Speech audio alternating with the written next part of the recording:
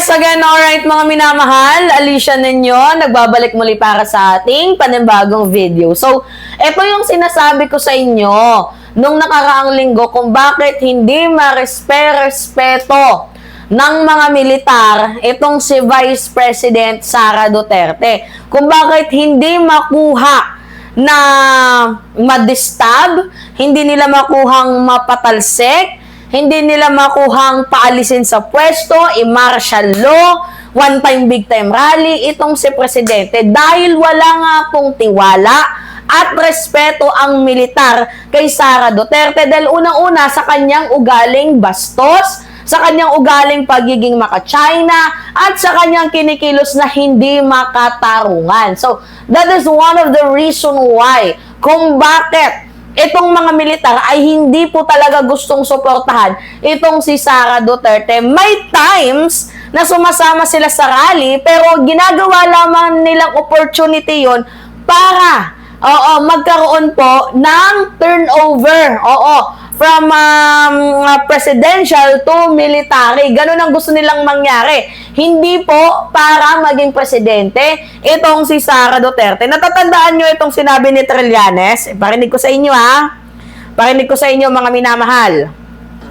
Siguro pang-anim o pang-pito na to na attempt. This is a serious enough destabilization. Compared to, base sa bilang ko siguro pang-anim o pang-pito na to na attempt ng Duterte camp na patalsikin ang Marcos administration.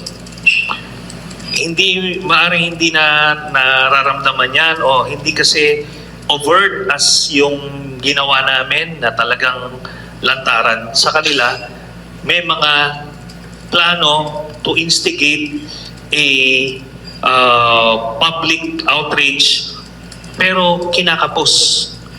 Yung military component hindi na napupunuan kasi none of these people are brave enough to recruit and eventually to go out the way we did. So, yun kasi ang pinakang base sa aking pagpupulong sa mga contacts ko sa military, ang issues nila unang-una si Sara ang makikinabang. Si Sara, kung mapatalsik si President Marcos, si Sara ang uupo, and si Sara pro-China. Yan yung deal breaker sa mga military. Pangalawa, ito, in so many conversations with military officers, alam nila si Sara may diferensya sa pag-iisip. I'm not sugarcoating anymore. I'm saying it as it is. Alam nila si Sara may diferensya sa pag-iisip at kung siya magiging presidente ng Pilipinas, malalagay sa kapahamakan ang sambayanan. So, yun yung mga deal breakers. Tapos, itong mga, another one, yung mga Duterte na retired generals, yung mga ilalagaan nila noon, hindi rin gusto si Sara. Ang gusto nila transition government. So, may mga ganong internal dynamics. You're talking of the likes of General Bukis. Yeah. Narinig ninyo mga minamahal. Ang ibang sumusuporta kay Sara Duterte, it is because they want a transition government from presidential to military. So, they didn't like, 'di ba, Sara Duterte. Kasi si Sara, una nga, sabi ko nga sa inyo, according sa narinig natin, kaya hindi nila mabigyan ng respeto, pro-China.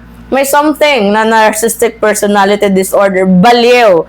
Sa madaling sabi, itong si Sara Duterte. And you know what, mga minamahal, ibalik natin yung sinasabi ng kampo ni Sara Duterte na kung wala kang kinakatakutan, or sabihin na lang natin, di ba sinabi nila si PBBM bangag, kung wala kang kinakatakutan, magpa-drug test ka. Di ba yan yung sabi nila Sara Duterte. Ngayon, ibalik natin, mga minamahal, ganito. Kung wala kang kinakatakutan, bakit hindi ka humarap? Dito nga po, sa House of Justice Committee para harapin yung mga katanungang ipinupukol ko sa inyo. Actually, yung sinabi ni Trillanes, parang na yan ni Sara Duterte, no? May sakit ba yan? si Sara, na-jud ba something dito kay Sara Duterte? Baliw ba itong si Sara Duterte? Di ba mga minamahal? Kaya nga no wonder why madami mga Pilipino, especially mga DDS, hindi din siya gusto. Ang gusto lang ng mga DDS ay itong si former President Duterte. Pero hindi mismo itong si Sara. May mga ganon. Katulad ni Jam Magno. Gusto niya si Digong, pero ayaw niya kay Sara. Gets ninyo? Ako naman, gusto ko si Digong noon. Pero nung nalaman ko yung katotohanan na ba'y naging X. Oo. So, alam ninyo, para makuha ninyo yung suporta na gusto ninyong makamit na para mapatalsik si Presidente, para si PBBM ay ma-impeach ninyo, or destabilization, kudita. Para makudita nyo ang Presidente, ang una nyo kailangang makuhang sangkap dyan na recipe ay ang suporta ng militar. Kailangan madami na kayong crowd. Kaso wala kayong crowd. Konti yung crowd ninyo. Diba? So, paano pa susuporta ang militar niyan? Pangalawa, pro-China si Sara. So, paano susuportahan ng mamamayang Pilipino si Sara Duterte kung pro-China yan? Diba? Nakikipaglaban nga tayo sa ginagawang pambubuli ng China sa bansang Pilipinas. Tapos, susuporta pa tayo sa isang kandidato na isang pro-China. Nagigets ninyo, mga minamahal? So, yeah. Sara Duterte, na-jud something ba? Papansin ba? Nakakapikon ba? Diba? Basahin natin yung mga comment. Sabi ba naman dito, 100%. Oo, tama daw itong si Sentry. Diba? Sara needs niya ng brain transplant. Malala ng kanyang pagkabaliw. Which is totoo. Oo, mga minamahal. Sobrang lalala na pagkabaliw ni Sara Duterte. Parang si Sara Duterte has a mindset of being a criminal. Diba? Sa napapansin ninyo, mga minamahal, the way she talks, the way na ipakita niya yung self niya kapag nagagalit siya, parang utak kriminal. Ano, mana lang sa tatay ninyo? Diba? Mana lang kay Digong nyo? Ha? Mga minamahal?